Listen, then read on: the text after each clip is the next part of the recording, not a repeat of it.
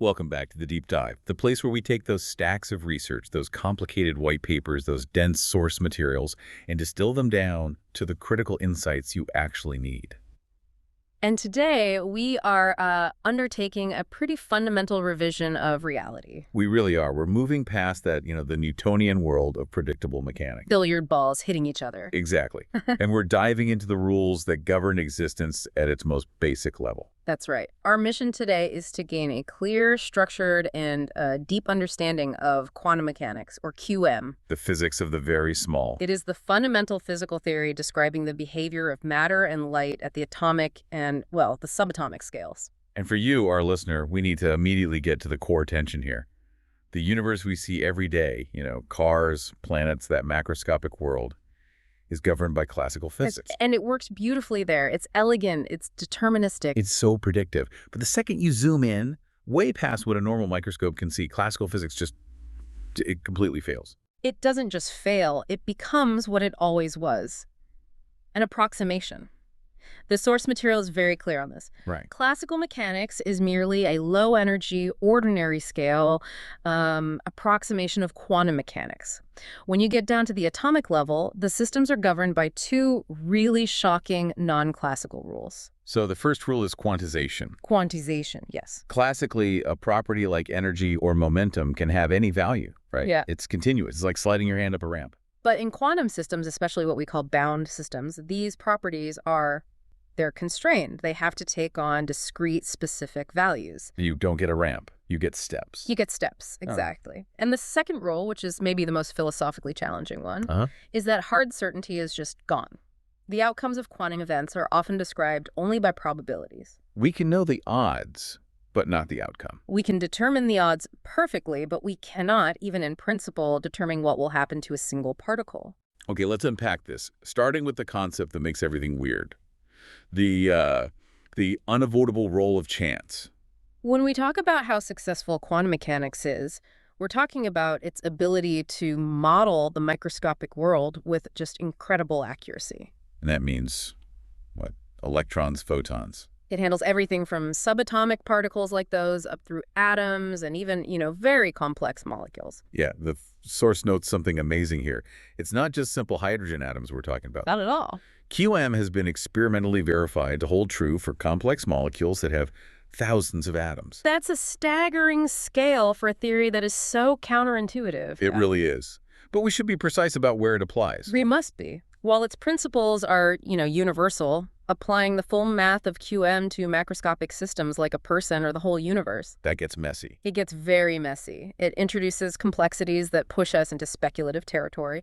That's where you get famous thought experiments like Wigner's friend, which starts to question the role of a conscious observer. But within its established domain, the success is just. Yeah. It's undeniable. The sheer predictive power, especially if it's refined form, quantum electrodynamics, or QED. It's one of the greatest scientific achievements in history. Full stop. So QED describes the interaction of light and matter. Yes. And when we look at one of its key predictions, something like the magnetic moment of an electron, the theory agrees with experimental measurements to within 1 part in 10 to the power of 12.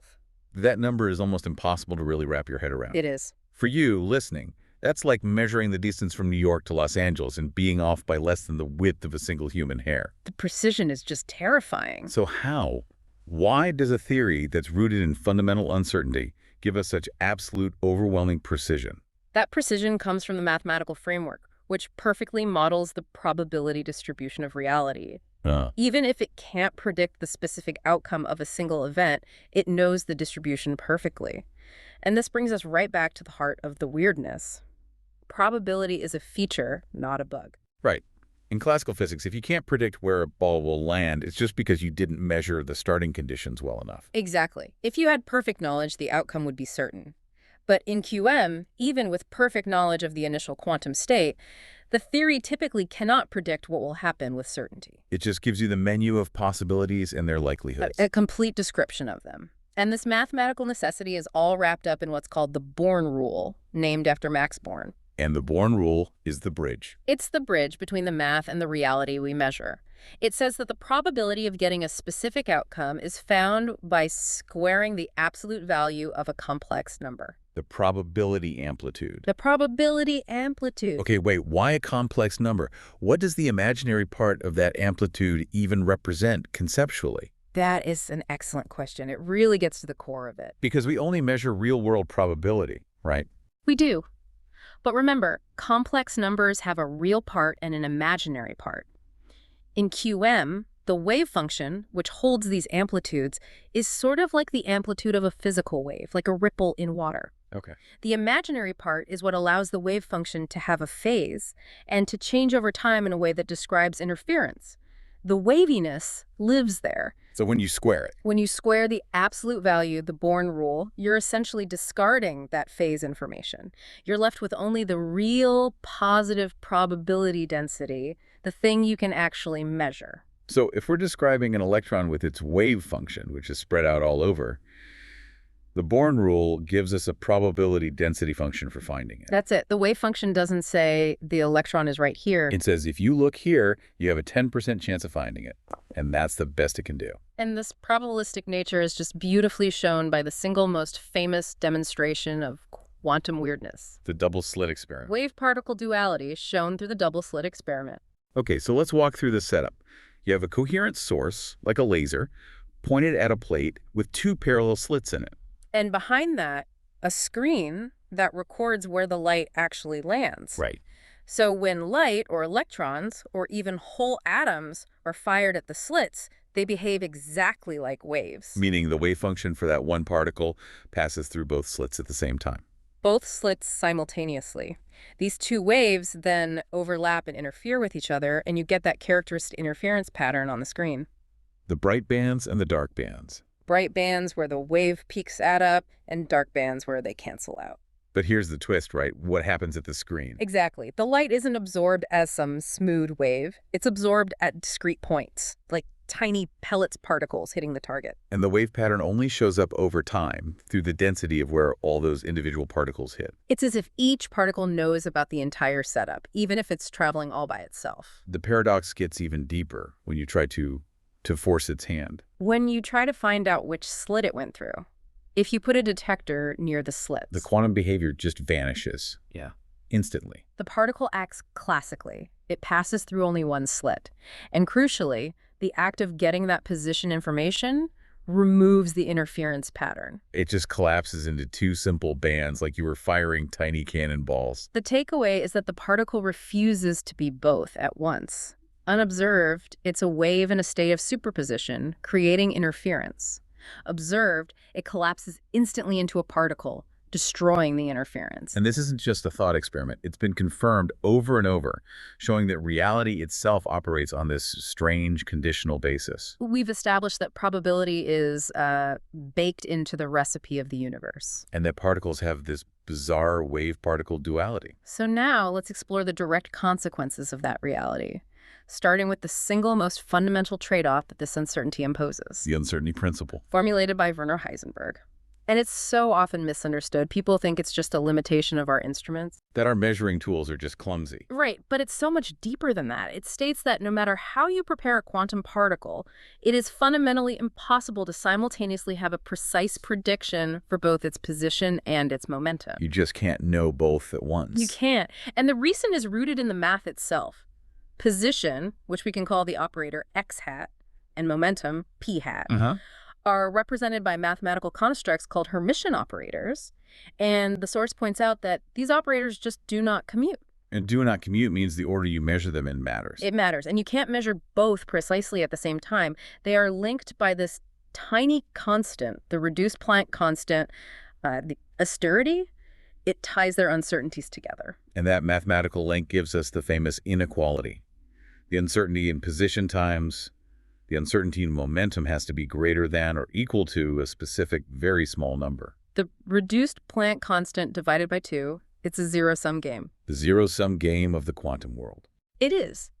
If you use really sophisticated techniques to make the uncertainty in position tiny, you know exactly where the particle is. Then its momentum becomes wildly uncertain. It could be anything. It grows uncontrollably to compensate, and vice versa. There's another way to think about this too, right? With Fourier transforms, Yes, that's a great way to build intuition. The wave function for position and the wave function for momentum are Fourier transforms of each other. And a Fourier transform basically breaks a signal down into its component frequencies. Think of a sound wave. A sharp, localized spike in time has to be made up of a huge range of frequencies. I see. It's the same for a particle. To make its wave function a tight, precise spike in position space, you need a huge range of momentum components to build it. That huge range is the large uncertainty in momentum. They're just inverse properties. Yeah. Squeeze one and the other one expands. Exactly. Okay, so moving on to another phenomenon that just screams impossible in classical terms. Quantum tunneling is this profound effect where a particle hits a potential energy barrier, like a physical wall, and can pass right through it. even if it doesn't have enough energy to go over it. Even if its kinetic energy is less than the barrier's potential. Classically, it should just bounce off. It's trapped. But the wave function doesn't just stop at the barrier. It doesn't drop to zero instantly, so there is a tiny but non-zero probability amplitude for the particle to just appear on the other side. And this isn't just some abstract idea. Not at all. The source material really emphasizes how vital this is. Tunneling is critical for the universe to even function. It's how radioactive alpha decay happens. The alpha particle tunnels out of the nucleus. Despite the strong nuclear force holding it in, it's also crucial for nuclear fusion in stars. It lets hydrogen nuclei fuse even when they don't have enough energy to overcome their mutual repulsion. And the tech we use every day relies on it. Absolutely. Scanning tunneling microscopes, tunnel diodes, transistors, they're all built on controlling this quantum probability. So finally, we have to talk about what Erwin Schrödinger called the defining feature of quantum mechanics. Quantum entanglement. This happens when two or more quantum systems interact and then become so intertwined that their fates are just. They're linked. Instantly. Regardless of the distance separating them, to describe one, you have to describe the whole system. They stop being independent things. So you might have two entangled particles set up, so their total spin is zero. Right. And if you measure the spin of particle A and find it's up, You instantly know the spin of particle B has to be down, even if particle B is on the other side of the galaxy. which is what led Einstein to call it spooky action at a distance. It felt like it was breaking the rules of relativity. And this is the core technology that's driving quantum computing, quantum communication. For sure. But we have to stress the limitation here, the no communication theorem. Right. This doesn't let you send signals faster than light. It does not. The correlation is instantaneous, but the outcome of any single measurement is still fundamentally random. You can't force particle A to be up to send a one bit of information. You only see the correlation after the fact when you compare notes using a classical signal that travels at or below light speed. Precisely. And this whole strange affair leads directly to the great historical battle over the theory itself, the search for hidden variables. Einstein most famously just couldn't accept the randomness. He and others felt the theory must be incomplete, that there must be some deeper, more fundamental properties The hidden variables. that would restore determinism and locality, the idea that influence can't travel faster than light. And this philosophical debate was actually turned into a testable prediction by John Bell. Bell's theorem, it's brilliant. Bell showed that any theory based on local hidden variables puts a strict mathematical limit on how correlated the measurements of entangled particles can be. These are the Bell inequalities. Yes. And then physicists like John Clauser and Lane Aspect went out and actually did the experiments. And what did they find?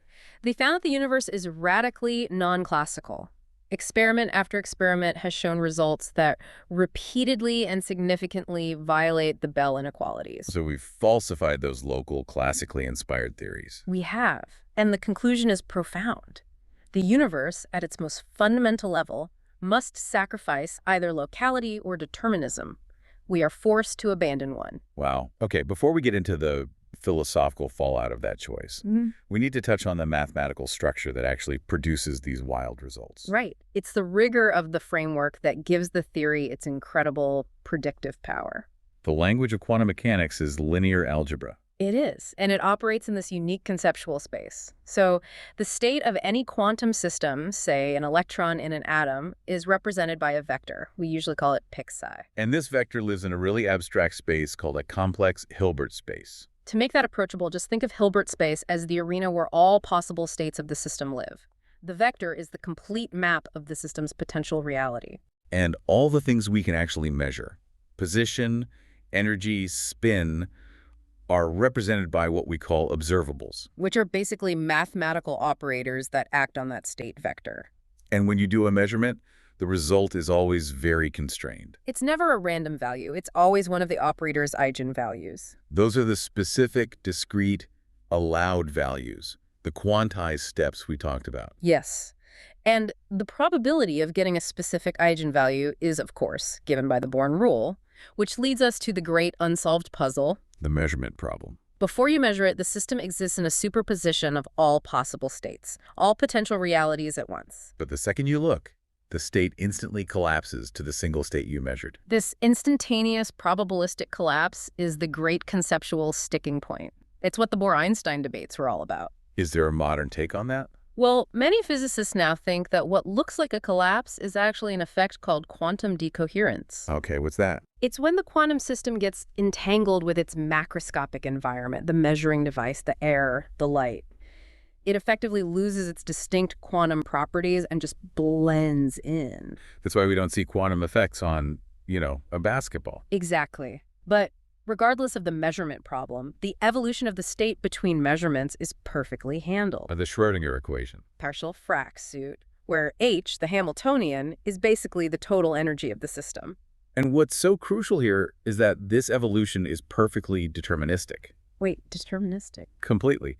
Given an initial state, the Schrödinger equation makes a definite, certain prediction of what the state will be at any later time. So the math for the potential is predictable, but the actual outcome is random. What a contrast. It's this beautiful, strange contrast at the heart of the theory. So solving that equation is obviously hard. But the simple, solvable models in the sources are really where you can see quantization in action. They're absolutely vital.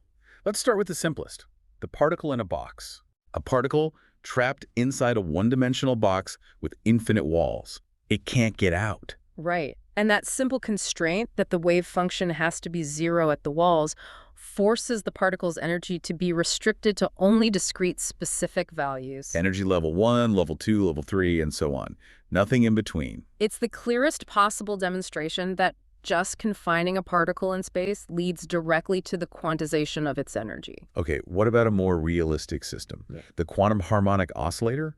This models things like a vibrating molecule, and again, you see this discretization of energy. The allowed energy levels are given by a formula, E bar omega, n plus frac 1, 2. And the part that stands out there is the plus 1/2. The plus 1/2. That means the lowest possible energy state, where n equals 0, is not 0. It's a half. It has a minimum energy. This is the 0-point energy. A completely non-classical idea. Totally. Classically, at absolute 0, everything should stop. But QM says, even then, a particle has to keep vibrating a little bit just to satisfy the uncertainty principle. This energy exists even in a vacuum. And it's crucial for understanding molecular bonds. It's real, physical, and a source of active research. So we see now that quantum mechanics isn't just theory, it's the operating manual for the entire physical world. It really is. It dictates everything from why atoms are stable to how your phone works. The list of applications is just, it's immense. It's the basis for solid-state physics, for material science, the very stability of matter, the fact that electrons don't just spiral into the nucleus. That's a quantum effect. It's explained by the quantized energy levels of the electron's wave function. And the technology, it's everywhere. The transistors, semiconductors, microprocessors. All rely on understanding quantum effects in solids. Lasers, LEDs, MRI machines. Physical imaging. It's all based on manipulating quantum states, whether it's electron energy levels or the spin of atomic nuclei. It even explains the chemical bond, the structure of DNA. So now we get to the grand challenge. Yeah. Unifying QM with the rest of physics. The journey started by making sure it connected back to our world through the correspondence principle. Which just says that when you scale things up, quantum mechanics has to start looking like classical mechanics. Exactly. The weirdness has to fade away at large scales. It ensures a smooth transition. And the first big step in unification was adding special relativity. Which gave us the Dirac equation and others. But to really handle high-energy physics, where particles are created and destroyed, right, physicists had to invent this massive new architecture, quantum field theory, or QFT. And QFT applies quantization not just to particles, but to the fields themselves. Right. So QED, quantum electrodynamics, is the QFT for the electromagnetic field. Particles are just excitations or quanta of their underlying fields. And QED is that hyperaccurate theory we mentioned earlier. Arguably the most successful theory ever created. But the central crisis in physics remains the intractable conflict between quantum mechanics and general relativity. Einstein's theory of gravity and spacetime. General relativity says gravity is the curvature of a smooth, continuous spacetime. And QM says everything, including gravity, should be made of discrete quanta, hypothetical gravitons. The two formalisms just contradict each other. When you try to apply QFT to gravity, the math just blows up. It yields nonsense. And this lack of a unified theory of quantum gravity is the biggest unsolved problem. The search for a theory of everything. So what are the leading proposals? How are physicists trying to bridge this gap? The source mentions two major theoretical paths. First is string theory. Where fundamental particles aren't points anymore, they're tiny vibrating strings. Exactly. Different vibrational modes of a string correspond to different particles. And crucially, one of those vibrations naturally corresponds to the graviton.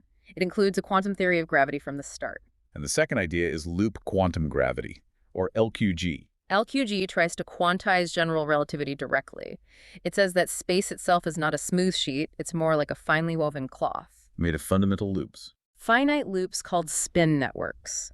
This implies that space and time are themselves quantized.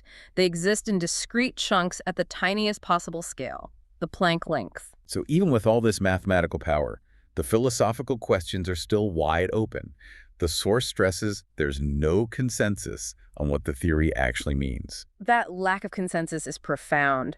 Richard Feynman's famous line, "I think I can safely say that nobody understands quantum mechanics," it still rings true. Because the interpretations are so different. They are, and the debates always come back to the nature of probability, the collapse of the wave function, and non-locality. Let's quickly run through the main ones. The historical heavyweight is the Copenhagen interpretation. Championed by Bohr and Heisenberg. It's the standard view. It just accepts the probabilistic nature of QM as final. It's a renunciation of classical causality. And it introduces complementarity. Yes, the idea that you can't see wave and particle behavior at the same time. The active measurement itself is what forces the wave function to collapse. Okay, next up, the one that tries to get rid of that collapse entirely. The many worlds interpretation. MWI is radical. It takes the Schrödinger equation literally and says all possibilities happen. The universe itself branches into parallel universes every time a measurement is made. So the cat is dead in one branch and alive in another. Precisely. The universe as a whole is deterministic, but we, stuck on one branch, perceive randomness. And then there's the attempt to restore determinism, but at a huge cost. Bohmian mechanics. It adds a real, definite position for every particle, guided by a non-local equation. There's no collapse, but... The cost is that it's explicitly non-local. Spooky action at a distance is fundamental to how it works. It is. And finally, we have to remember Einstein's position.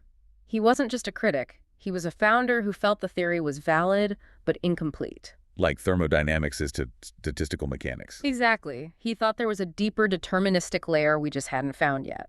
And that belief is what led to the EPR paradox, and ultimately to the Bell tests that still define the boundaries of physics today. We've taken a deep dive today, establishing the rules of the subatomic world. We really have. We've covered quantization, the reality of probability, the duality of waves and particles, the trade-off of uncertainty, and the strange nature of entanglement. And it's just staggering to realize that these abstract concepts from nearly a century ago are not just curiosities. Right. They underpin the stability of every atom in your body. They power all modern technology. They explain how stars shine. Quantum mechanics is quite literally the infrastructure of existence. And yet, despite all that success, the philosophical core is still contested. We know how to use the math with incredible accuracy. But we cannot agree on what that wave function, what that math actually represents about physical reality. And that philosophical division brings us right back to Bell's theorem. Which forces a clear boundary. We established that experiments have falsified the idea that the universe could be both local and deterministic. We can't have both. The choice is binary and profound. That's right. So given that the experimental results hold, we are fundamentally forced to accept one of two massive departures from classical intuition. Either the universe is truly non-local, with interconnected events happening instantly across vast distances. Defying classical causality. Or it is truly non-deterministic, meaning events are genuinely random and the future isn't uniquely determined by the present. So which of those two truths, non-locality or non-causality, do you find more unsettling as the price of reality? That choice remains the ultimate paradox of the quantum world.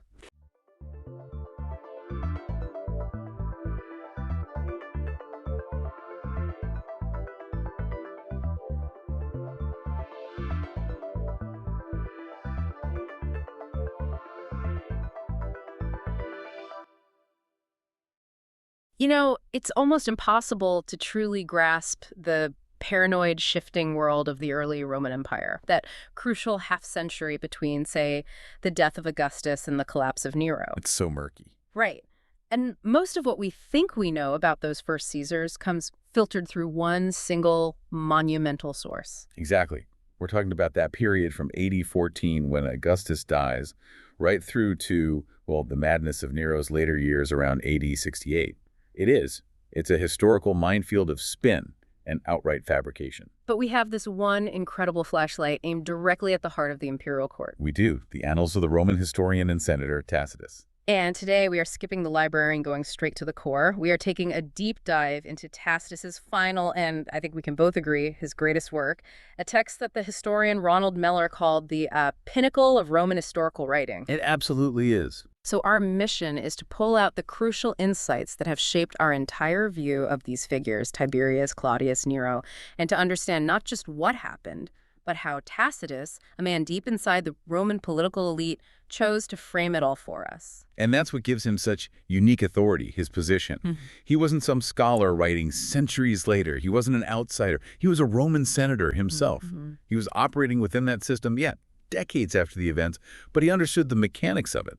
And this likely meant he had direct, privileged access to the Acta Senatus. The official Senate records. The official records, the minutes. That gave him a rock-solid basis for his timelines, for his details.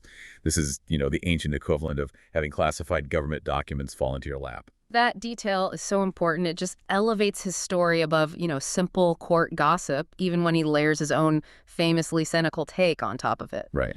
But before we get into the substance, let's clear up something about the title for you, the listener, the Annals. Ah, yes. That's a modern name. Tacitus didn't call the Annals. No. It just got that name from its meticulous year-by-year structure. It reads like a chronicle. The actual manuscript title is far more revealing. It's Ab Accessu Divi Augusti Historiarum Libri. Which translates to? Books of History from the Death of the Divine Augustus. And that shift in title really signals the scale of this project. It's not just a list of years. It's an intellectual study of the moment. Rome transitions from the stability of Augustus, the divine ancestor, into something much more unpredictable. It immediately sets a tone of gravity of political analysis. For him, the real story of the Principate, the story of the emperors, begins the second Augustus leaves the stage. It's the moment Rome trades its freedom for peace, and Tacitus is right there tallying up the cost. Okay, let's unpack this grand project, and well, we have to deal with the tragedy of its structure first. Yeah, we do. So when we look at Tacitus's work, you have to see his two major histories as a single continuum. He wrote the histories first, dealing with the year of 4 emperors and the Flavians. The Annals came last. It was him looking backward to the very beginning of the whole imperial system. And together, these were an enormous undertaking, a true magnum opus. Oh, massive. They originally amounted to 30 books in total. 30, wow. Yeah. The goal was to cover the reigns all the way from Tiberius in AD 14 right through to the death of Domitian in AD 96. I mean, think about that scope. An entire century of imperial rule documented by this one brilliant, cynical mind. But this is where the tragedy of history preservation kicks in, the half-life of history. Of those 30 books that St. Jerome mentioned, only about half survived. And the gaps in the Annals specifically, they are devastating. I mean, they leave these massive gaping holes in our historical narrative. What are we talking about exactly? Well, the most notorious loss is books 7 through 10, 4 entire books, just gone. And on top of that, we only have bits and pieces of books 5, 6, 11, and 16. And the loss of book 16 is just infuriating for anyone studying Nero. Absolutely. It just cuts off. Mid-sentence. In the middle of the year, AD 66.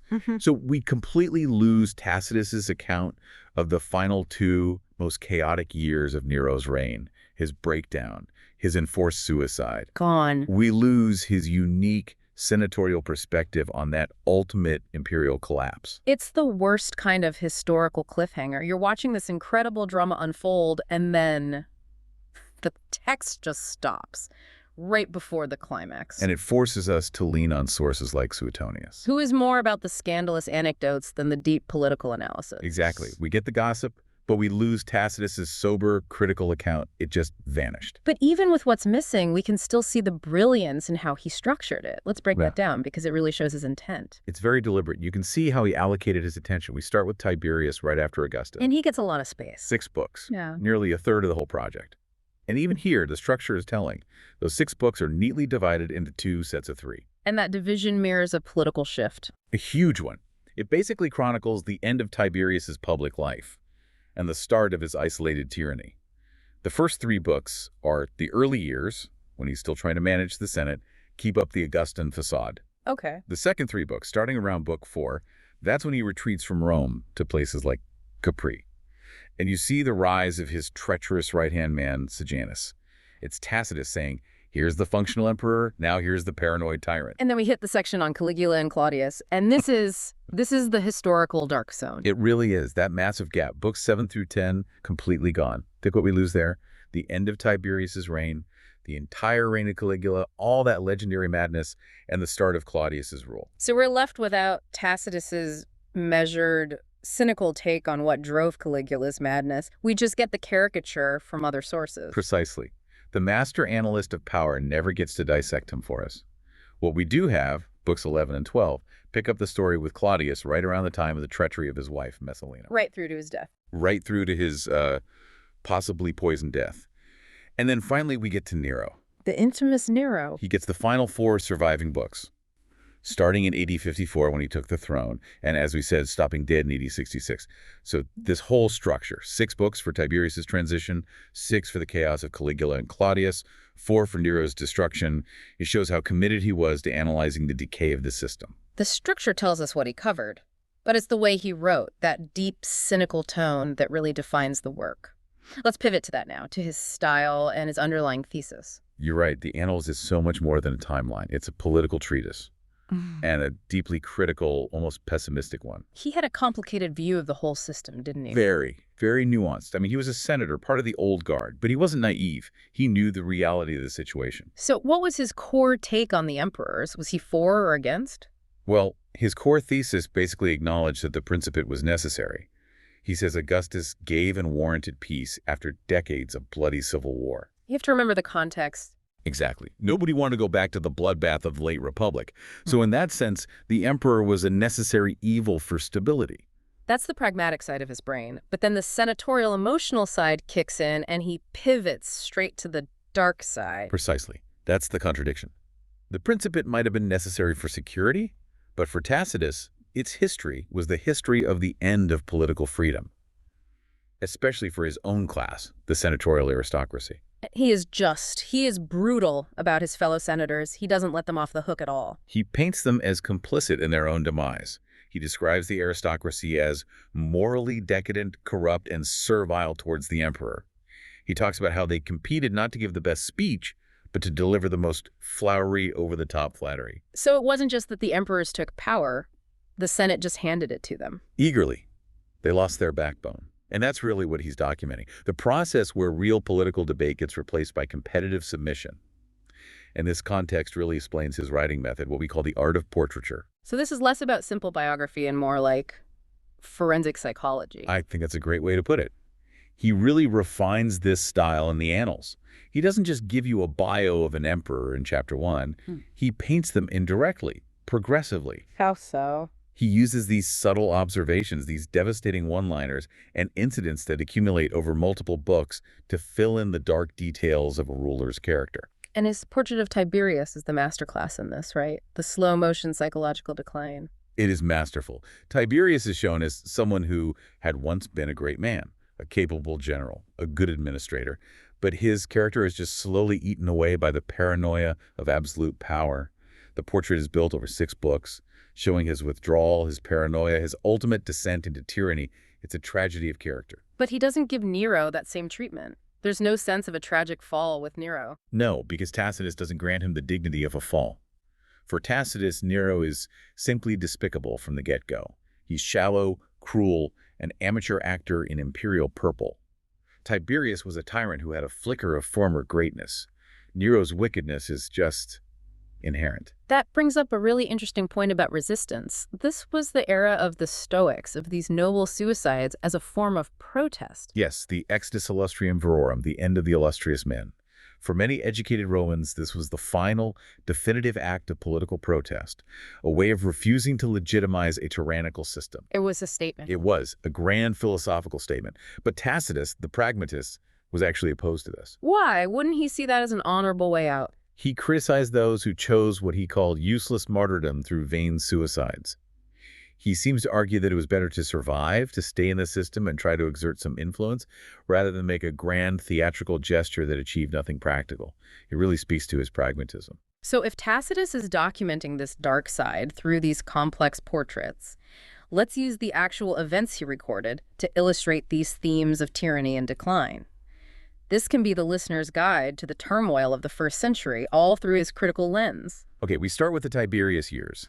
And for Tacitus, this is all about military unrest and deep political treachery right from the start. His accession in AD 14 was not smooth at all. Book 1 just throws us right into chaos on the frontier. It does. Tiberius is immediately hit with the mutiny of the Pannonian and German legions. These are massive frontier armies. And the fact they immediately question the new emperor exposes how fragile the whole system was. So instability from day one. Right out of the gate. And after that, the focus shifts inward to the palace and the rise of Sejanus, the Praetorian prefect. His story is one of the most compelling parts of the Annals. It really is. Tacitus details how Sejanus just systematically eliminates his rivals. He even details how Sejanus poisons Drusus, who was Tiberius' own son and heir. Which shows that the real threat wasn't from outside, it was right there in the palace. Festering at the very heart of the imperial family. And as this treachery grows, Tiberius just leaves. He abandons Rome for Campania. And that's the turning point. That's the definitive shift. The emperor is gone, and he's reeling through ruthless subordinates like Sejanus. The mask of the Augustan Principate really starts to slip. Okay, shifting to the Claudius years. We're relying on the fragments we have, but what are the big themes? It's this balance of major imperial expansion and an intense, almost farcical palace intrigue. We get the incredibly scandalous story of the treachery of Messalina, Claudius's wife. She staged a fake marriage while he was away. Supposedly, yes. Her execution is a prime example of just how volatile and dangerous court life was. But at the same time, this wasn't all just scandal. Right, there were major state projects happening. Absolutely. Book 12 documents Claudius adopting Nero, which Tacitus sees as a disastrously foolish decision in hindsight, and the enlargement of the Primarium, Rome's sacred boundary. A symbol of strength. A huge symbol of strength. And this is happening alongside the continued invasion of Britain, with campaigns against leaders like Caradicus. Rome is expanding. And it wraps up with that massive engineering project. The draining of Fucine Lake. An incredible feat. 30,000 workers, years of labor.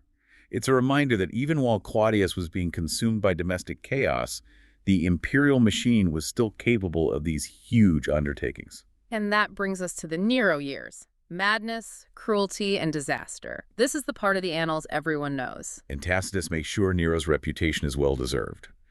Books 13 and 14 chronicle these shocking family murders. First, Britannicus, his rival, is poisoned. Then he murders his own mother, Agrippina. He even tried to kill her with a collapsible boat, right? He did. It's almost theatrical in its cruelty. And while this is happening, he's trying to build his cultural legacy, creating the Neronia Festival. But crises are erupting elsewhere. This is where Boudica comes in. Exactly. The catastrophic revolt in Britain, led by Queen Boudica. Tacitus's account of that revolt, the sheer brutality of it, is one of our most vital sources for that conflict. But the real climax, the source of his eternal infamy, is the Great Fire in Book 15. The Great Fire of Rome in AD 64, a defining moment.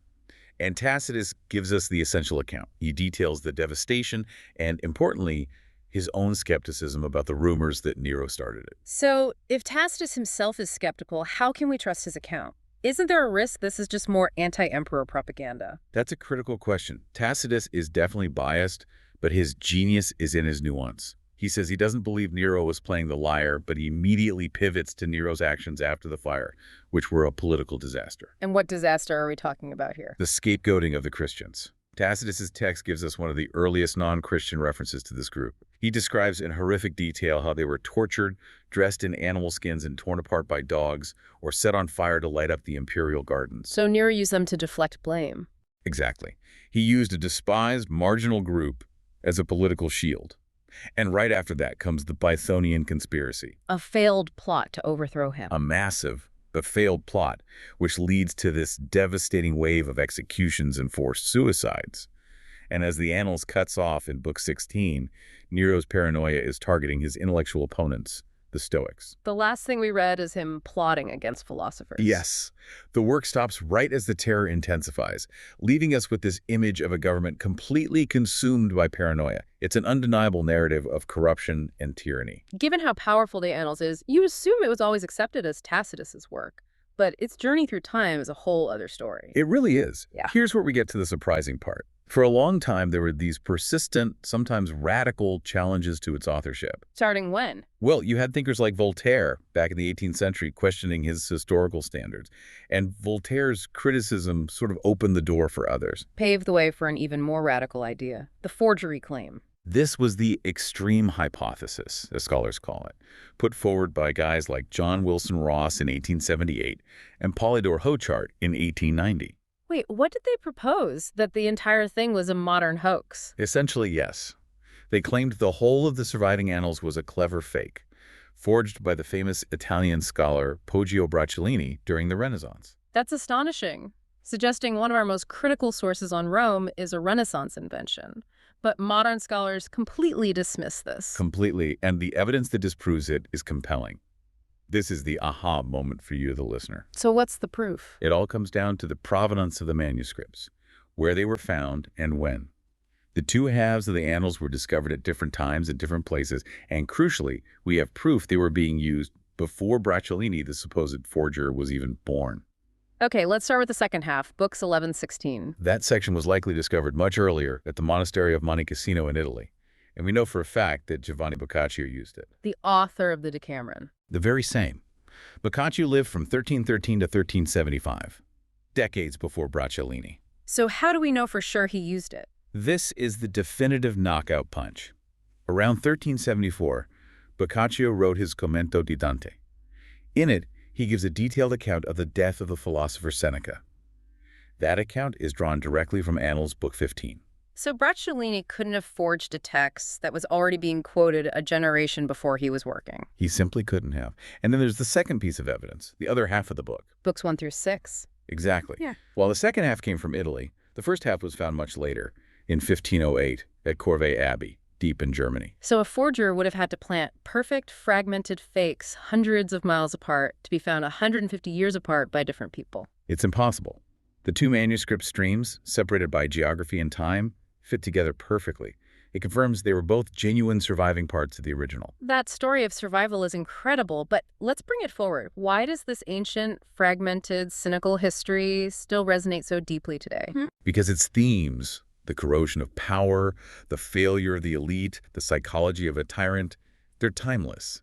It's a source book for modern political morality tales. And we see direct references to it in modern literature. Oh, absolutely. Think about Mikhail Bulgakov's The Master and Margarita.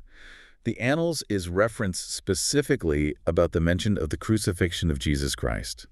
A character claims that part is a later addition, not by Tacitus. It becomes a symbol of contested historical truth. It even pops up in Jorge Luis Borges. In The Garden of Working Paths, yes. A character is seen reading the Annals on a train. It's used as a symbol of deep, complex, labyrinthine history. It appears in crime fiction, in Gothic novels. Its psychological depth just transcends genre. It seems like the Annals has survived not just as a record of Rome, but as a blueprint for understanding failed states and corrupt leadership. It truly is a masterful work, even broken as it is. It provides these psychological profiles of tyrants that have just echoed through Western culture for millennia. So what does this all mean for you, the learner? I think the significance is clear. The Annals isn't just a collection of dates and battles. It's Tacitus's profound, skeptical analysis of how absolute power corrupts. And how the Roman elite let it happen. He cemented this view that the transition from republic to empire, while it brought peace, was a moral and political tragedy for the ruling class. Its enduring value is that focus on motive and character, Tacitus helps us understand why the wheels came off so quickly after Augustus. And he places the blame squarely on the moral decay of both the rulers and the people they ruled. So here's a final provocative thought for you to carry forward, and it ties directly into the fragmented nature of the text. Just consider that massive, devastating loss of books 7, 8, 9, and 10, the books that covered the entire reign of Caligula. The fact that it's so fragmented forces us to rely almost entirely on his damning portraits of Tiberius and Nero, because those are the detailed narratives that survived. We're viewing this whole first dynasty through a very specific and possibly skewed window. How much more nuanced, or maybe even how much darker, would our view of Caligula and Claudius be if those missing books were still waiting, forgotten in some abbey library? The Annals teaches us that history is often defined not just by what survives, but by what we've lost, and how that loss forever shapes the villains and heroes we think we know. It really makes you wonder what other ancient truths might still be out there, waiting to reshape our understanding of the past.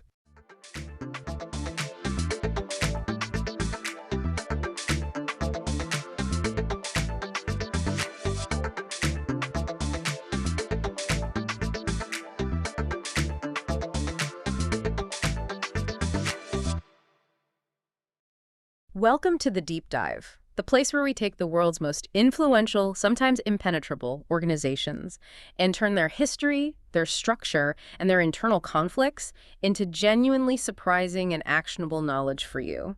Today, we are taking on a real behemoth of global conservation, the International Union for Conservation of Nature, or the IUCN. Right. This is an organization that for decades has literally provided the global rulebook for how we define a protected species, how land should be managed, and crucially, what conservation actually means. It really has. And many people, that they'll know the IUCN for its most famous output, the universally recognized Red List of threatened species. Exactly. If you see a headline announcing that a species is vulnerable or endangered or critically endangered, well, that verdict comes directly from the scientific consensus that's generated by this institution. But their global scope goes so far beyond just compiling lists of animals. Yeah. The IUCN is, and this isn't an exaggeration, the established global authority on the status of the natural world. So what's their mission exactly? Well, their official mission, which is dense and has changed quite a bit since 1948, is now to influence, encourage, and assist societies throughout the world to conserve nature and to ensure that any use of natural resources is equitable and ecologically sustainable. That is a sprawling, hefty mandate. It's trying to bridge science, policy, and social justice all at once. It is. But here is the most crucial distinction and maybe the most surprising thing about the IUCN. Unlike groups like Greenpeace or even the World Wildlife Fund. Which, fascinatingly, the IUCN actually helped create. Exactly. Unlike them, the IUCN does not aim to mobilize the general public. That's not their game at all. So they're not about protests or public petitions. No, precisely. Their influence is all wielded through technical expertise and high-level diplomacy. Their strategy is completely focused on influencing governments, major UN agencies, massive corporations, powerful stakeholders. They provide the science and the policy frameworks that everyone else then uses. So they write the script for global environmental policy. But, and this is the real hook for our deep dive today, they are navigating some truly foundational internal divisions. Oh, absolutely. Divisions over the very definition of conservation, especially around their, let's say, deepening and often controversial ties to the corporate world. And the really high-stakes adoption of technologies like genetic engineering in a wild species. It's a moment where their historical principles are just colliding head-on with pressures of the modern world. I mean, they're being forced to decide if they are primarily a body dedicated to, precautionary ethics, or one that has to embrace every single tool available to stop extinction. So our mission for this deep dive is to unpack all of that. We're going to trace the history of the IUCN from its financially shaky post-war founding in 1948 all the way to the razor-thin votes in 2025 that determine their policy on using synthetic biology in the wild. So let's start at the very beginning.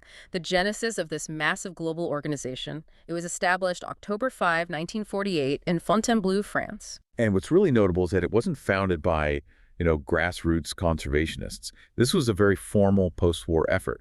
The initiative was really spurred by UNESCO. And that UNESCO connection is key, right? It's the key to understanding their early identity. The push came directly from UNESCO's first Director General, the eminent British biologist Julian Huxley. You have to remember the context here. The world was just emerging from a devastating global war. The focus was on rebuilding societies, economies, political structures. And Huxley saw that conservation was part of that, not separate from it. Exactly. He recognized that conserving nature was a necessary, integrated component of global recovery. And this recognition led to the formation of the International Union for the Protection of Nature, or IUCN as it was first called. And the scope was ambitious right from the get-go. It really was. At its founding, the IUCN was unique. It was the only international organization focusing on the entire spectrum of nature conservation, not just one animal or one region, but the whole relationship between human society and the natural world globally. But those early years, I mean, from about 1948 through the mid-50s, they were marked by some pretty severe financial instability, weren't they? That's a perfect way to put it. They were rich in ideas, but very, very poor in execution. The organization was almost entirely dependent on financial support from UNESCO. Which is a problem when the funding stops. It proved catastrophic. That funding just ceased in 1954. And the IUCN was basically forced to temporarily close shop. They had to dramatically scale down everything because they just lacked the independent resources to do anything. Wow. I mean, we even have stories about the incredible dedication of the people involved. One of their early secretary generals, a man named Tracy Phillips, reportedly didn't draw a salary for his entire tenure from 1955 to 1958 just because the finances were so tight. That's dedication. Yeah. So this crisis, this financial crunch, it seems like it was the catalyst for their evolution. It was. In 1956, they formally changed their name to the International Union for Conservation of Nature and Natural Resources, the IUCN we know today. They adopted that much broader term, conservation. And this leads us to the 1960s, where they really started to establish their authority. Two critical milestones. First, the intellectual foundation. In 1964, the IUCN published the first ever red data book on the conservation status of species. That act defining and categorizing global species risk based on rigorous science, it immediately cemented them as the authoritative scientific body. But the money problem was still there. The fundamental problem of funding remained, and this is where the famous and very strategic partnership with the WWF, the World Wildlife Fund, was forged. Right, and this relationship is often misunderstood, but it was absolutely critical for IUCN's survival. It was a partnership of necessity and of synergy. In 1961, the IUCN actively helped establish the World Wildlife Fund, specifically to solve that financial deficit. The division of labor was crystal clear. So WWF would handle the public-facing stuff. Exactly. WWF was set up to handle fundraising, public relations, increasing public support, all the things that IUCN had proven it couldn't do effectively. In exchange, WWF covered a big chunk of IUCN's operational costs. Which freed up the IUCN to focus on what they do best, the science and the policy. That's it. It was a conscious, strategic choice. IUCN provides the gold standard research. WWF provides the public face and the funding. And that synergy paid massive dividends in consolidating their international political authority. Especially as they headed towards that groundbreaking 1972 Stockholm Conference. That's right. Between about 66 and 75, the IUCN just embedded itself into the machinery of global governance.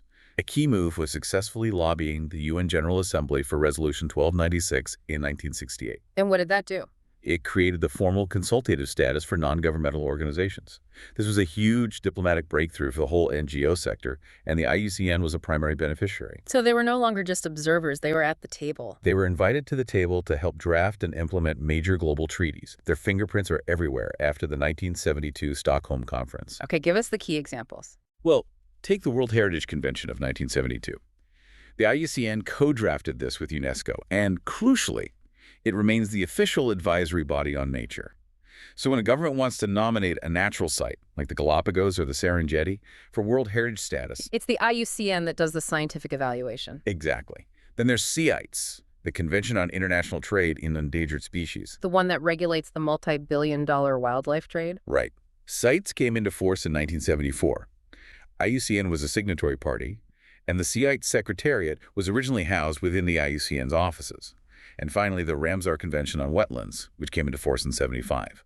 The Secretariat for that treaty is still administered from IUCN's headquarters in Gland, Switzerland. That is an astonishing level of integration. It shows they went from a shaky think tank to an essential engine of global treaties just about 25 years, which I guess gave them the footing to tackle the next big challenge, redefining what conservation even means. Yes, that consolidation of authority in the 70s really made the organization look in the mirror. They realized their traditional approach was, well, fundamentally flawed, particularly for conservation in the global south. And this is where that big philosophical evolution starts, right? The shift from the old protection mindset to the sustainable development paradigm. Why did that initial model fail? It failed because it was too narrow, too exclusive, and often, frankly, culturally biased. The early model was rooted in what's called the Yellowstone model. Which is the idea that conservation means drawing a line around a pristine area and just kicking everyone out. Basically, yes, ensuring the total removal or exclusion of human populations. In developed nations, this created national parks. But in the global south, it often led to direct conflict and displacement of local people, completely disregarding their economic and social needs. So if you're protecting nature against local communities, it just becomes completely unsustainable. Exactly. And this realization, which was driven by reports from the field and pressure from their developing member states, it forced the IUCN to draft the Foundational World Conservation Strategy, published in 1980. And what did that strategy argue? It was a landmark. It argued that the conservation of nature must be integrated with development objectives. You cannot save an ecosystem if the local population has no sustainable economic alternative to exploiting it. It's that simple. And that idea was then formalized globally. Yes.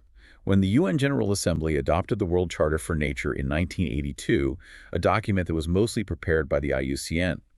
And at the same time, the organization itself started a major structural change to reflect this new philosophy. How so? In 1982, they established the Conservation for Development Center inside the Secretariat. This wasn't just a new name. This center was mandated to integrate nature conservation directly into development aid projects and the economic policies of developing countries. And power started shifting. It did.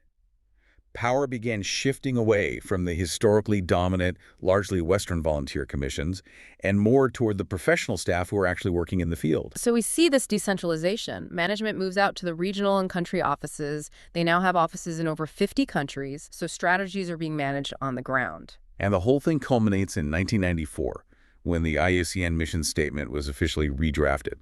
And this is the key phrase they added: the necessity to ensure that any use of natural resources is equitable and ecologically sustainable. Equitable. That one word changes everything. It elevates social justice to the same level as ecological concern. And if you have to address equity and sustainability, you can't ignore the economic engine of society, which means you have to engage with business. That is the direct line to the next major organizational shift, the business nexus, starting in the late 90s.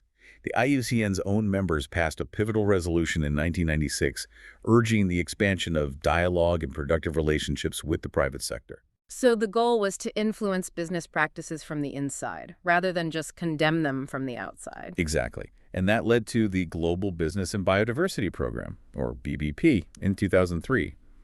It's designed to influence and support private partners, to get them to integrate biodiversity conservation into their core operations, not just their PR departments. But this is where the internal divisions and the external criticism really start to ramp up, because the partnerships have included some of the world's most environmentally impactful corporations. They certainly have. I mean, the most prominent and consistently controversial example is the collaboration IUCN started with the energy company Shell International in 2007. And the argument from the IUCN was that by engaging with a company like Shell, they could influence their policies toward greater sustainability. Right. In areas like habitat restoration or biodiversity net gain. Yeah. But critics, especially activist environmental groups, they argued that this relationship just lent IUCN's immense credibility to a company fundamentally involved in fossil fuels. A textbook case of greenwashing. That was the charge.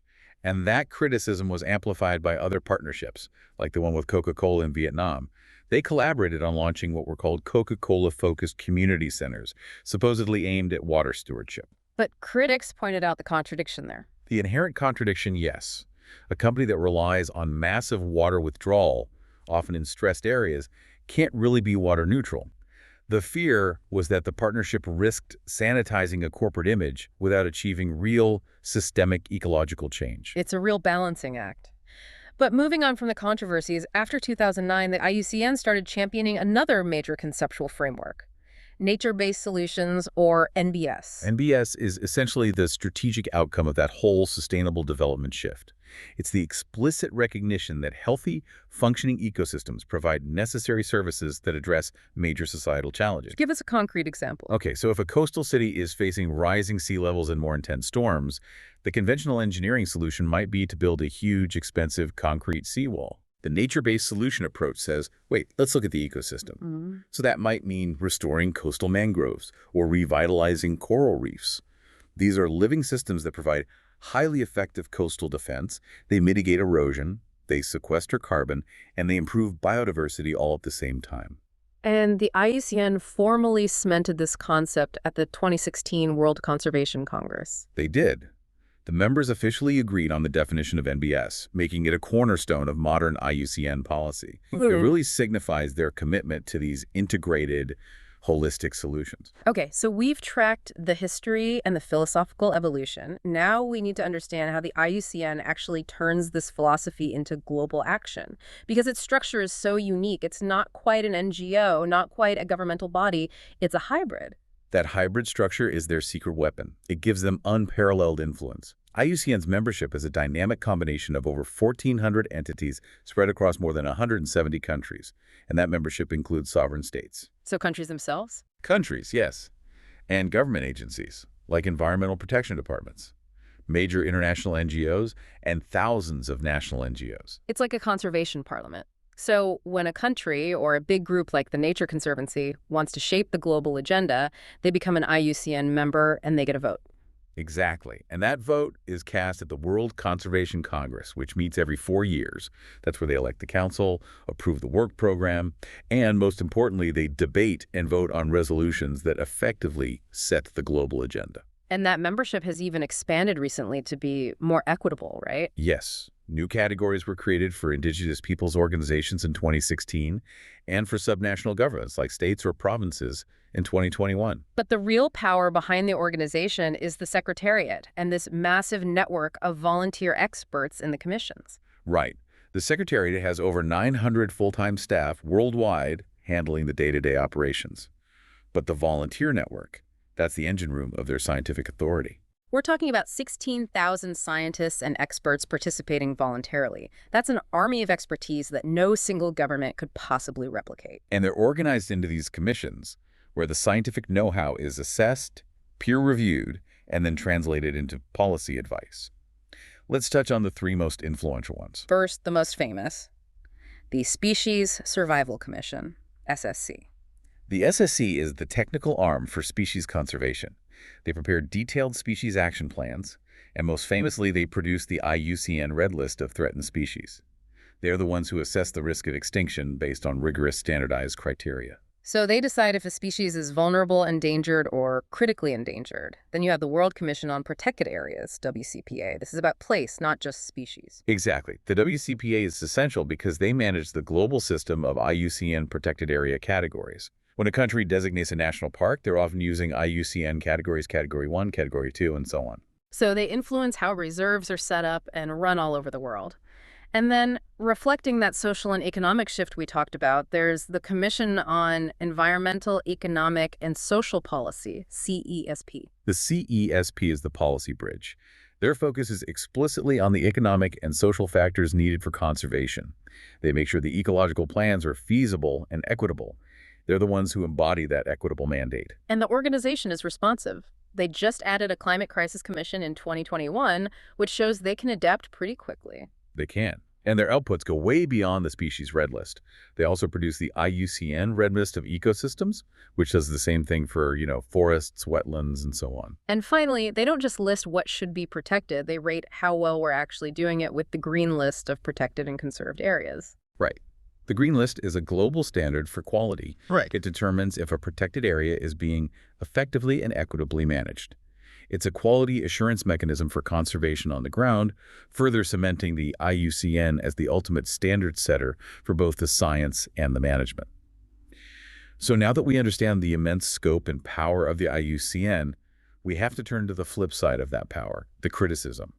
Because of its hybrid nature, it faces criticism from all angles. Let's start with the historical criticism, which goes right back to that original protection mindset. They were often accused of fortress conservation prioritizing nature above people. That early Yellowstone model was deeply problematic in many parts of the world. It called for setting aside pristine wilderness by, well, removing all human inhabitants. And the best-known, most controversial case study involves the Maasai people in Tanzania. Right. The expulsion of the Maasai from the Serengeti National Park and the ongoing conflicts in the Ngorongoro Conservation Area. That's the poster child for this approach. It is. It shows the devastating human cost when conservation is prioritized over human rights and traditional livelihoods. That historical critique really suggests the IUCN, at least until the 80s, prioritized a sort of Western romantic vision of untouched wilderness over the sustainable practices of local and indigenous communities. And that fed a broader critique that the IUCN was historically northern-focused. It did. The organization's origins, with figures tied to groups like the British Society for the Preservation of the Wild Fauna of Empire, that context is undeniable.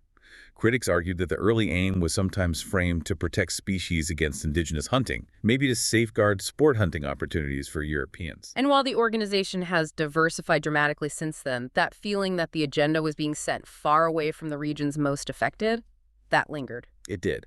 But fast forward to today, and the criticism is no longer about historical displacement. It's about the contemporary issues created by their equitable mandate and those corporate ties, specifically allegations of greenwashing. So once you decide you have to work with industry, you open yourself up to the charge of compromise. Absolutely. Activist environmental groups argue that the IUCN is now too closely associated with powerful governments and the commercial sector, and that it's compromising its independence. So with the Shell partnership, the argument was that no matter what good projects came out of it, it was still a powerful green endorsement for a fossil fuel company. Yes, that it allowed Shell to offset the damage of its core business by pointing to small-scale conservation victories facilitated by the IUCN. Critics felt the risk to IUCN's integrity was just too high. And the Coca-Cola partnership in Vietnam hit that same nerve, but specifically around the idea of equitable resource use. Precisely. Coca-Cola uses immense amounts of water, often in water-stressed regions.